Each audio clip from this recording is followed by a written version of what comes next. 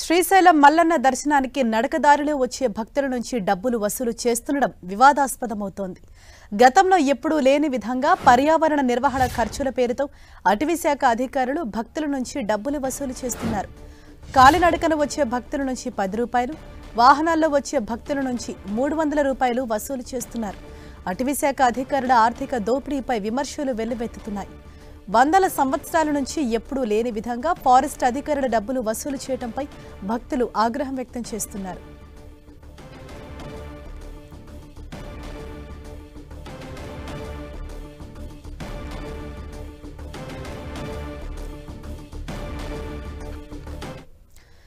ఇదే విషయంపై మరింత సమాచారాన్ని మా ప్రతినిధి ప్రసాద్ మనకు అందిస్తారు. ప్రసాద్, అసలు ఎందుకని అంటే గతంలో ఎన్నడూ లేని విధంగా ఈసారే ఎందుకని డబ్బులు వసూలు చేస్తున్నారు ఫారెస్ట్ అధికారులు? అంటే వాళ్ళు ఏం చెప్తున్నారు?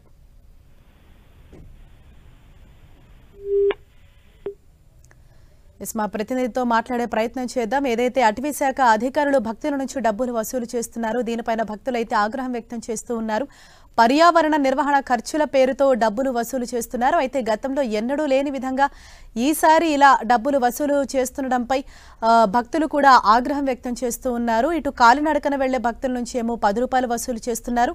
అలాగే వాహనంలో వెళ్తున్న వారి వద్ద నుంచి 300 రూపాయలు వసూలు చేస్తుండడం ఇప్పుడు వివాదాస్పదమవుతోంది. మా ప్రతినిధి ప్రసాద్ మనకు అందుబాటులోకి వచ్చారు. ప్రసాద్, ఎందుకని ఫారెస్ట్ అధికారులు భక్తుల నుంచి డబ్బులు వసూలు చేస్తున్నారు? అంటే ఇంతకు ముందు ఎప్పుడు లేదు కదా, ఏమని చెప్తున్నారు రీజన్?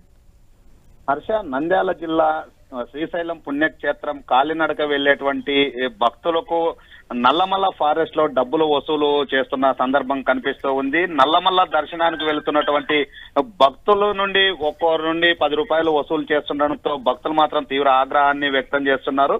ఎప్పుడు లేని విధంగా ఈసారి ప్రత్యేకంగా డబ్బులు వసూలు చేయడం పైన ఆగ్రహం వ్యక్తం అవుతుంది. వందల సంవత్సరాల నుండి ఆ శ్రీశైలానికి వెళ్లాలంటే నడక మార్గంలో వెళితే సందర్భంలో వెంకటాపురం నుండి పాదయాత్ర ప్రారంభిస్తారు. నాగులుట్టి, పెద్ద చెరువు, భీముని కొలను, కైలాస ద్వారం మీదుగా శ్రీశైలం చేరుకుంటారు. అలాంటి పరిస్థితుల్లో ఎవరైతే శ్రీశైలానికి దారి నుండి పాదయాత్ర నుండి వస్తారో వాళ్ళందరితో ఒక్కొక్కరితో 10 రూపాయలు వసూలు చేయడం, చిన్నారులు అంటే ఏదైతే నడక నడుస్తుంటారో వారితో కూడా డబ్బులు వసూలు చేస్తున్న పరిస్థితి. ఎలాంటి జీవోలు లేకున్నప్పటికీ అక్కడ ఉన్నటువంటి ఫారెస్ట్ అధికారులే ఒక జీవోగా తయారు చేసి డబ్బులు వసూలు చేస్తున్నట్లు సమాచారం అందుతుంది. దాదాపు 40 లక్షల నుండి 50 లక్షల వరకు వసూలు అయ్యే అవకాశం ఉన్నట్లు స్పష్టంగా అర్థమవుతుంది. దాదాపు లక్షల మంది జనాభా శ్రీశైలానికి చేరుకుంటారు. కర్ణాటక, అదేవిధంగా మహారాష్ట్ర, ఆంధ్రప్రదేశ్, తెలంగాణ తదితర ప్రాంతాల నుండి పెద్ద ఎత్తున శ్రీశైలానికి శివరాత్రి అంటేనే శ్రీశైలానికి వస్తూ ఉంటారు. అలాంటి పరిస్థితుల్లో ఫారెస్ట్ అధికారులు వసూలు చేయడం పైన ఆగ్రహం వ్యక్తం అవుతుంది.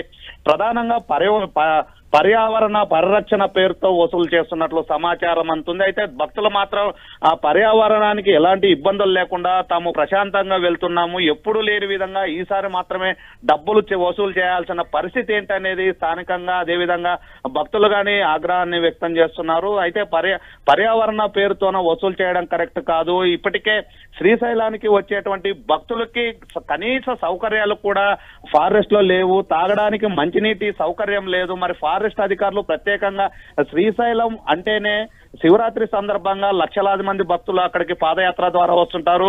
ఆ శివస్వాములు మాల వేసుకుని వస్తూ ఉంటారు. అలాంటి పరిస్థితుల్లో వాళ్ళకి కనీస సౌకర్యాలు కల్పించలేని బట్టి ఫారెస్ట్ అధికారులు ఇప్పుడు డబ్బులు వసూలు చేయడం పైన తీవ్ర ఆగ్రహాన్ని వ్యక్తమవుతున్న ఆ సందర్భం కనిపిస్తూ ఉంది. రుద్రకోడూరు ఆలయానికి వెళ్లే ప్రతి వాహనానికి 80, 100, 200 వసూలు చేస్తున్న పరిస్థితి కనిపిస్తూ ఉంది. అయితే ఇప్పటికీ ఈ అంచనా ప్రకారం దాదాపు 15 రోజుల పాటు వసూలు చేస్తే 40 నుండి 50 లక్షలు ఫారెస్ట్ అధికారులకి వసూలుకి డబ్బులు వచ్చే అవకాశం ఉంది. అలాంటి పరిస్థితుల్లో ఖచ్చితంగా డబ్బులు వసూలు చేయకూడదు. ఎలాంటి జీవోలు లేకుండా ప్రభుత్వ అధికారులు సొంతంగా డబ్బులు వసూలు చేయడం, కేవలం ఫారెస్ట్ అధికారుల పేరుతో సీలు వేసి డబ్బులు వసూలు చేస్తున్నప్పుడు భక్తులు మాత్రం తీవ్ర ఆగ్రహాన్ని వ్యక్తం చేస్తున్నారు. ఈ డబ్బుల్ని తక్షణమే రద్దు చేయాలా, డబ్బులు వసూలు చేయకూడదని భక్తులు డిమాండ్ చేస్తున్న పరిస్థితి కనిపిస్తూ ఉంది. Harsha, right, thank you Prasad.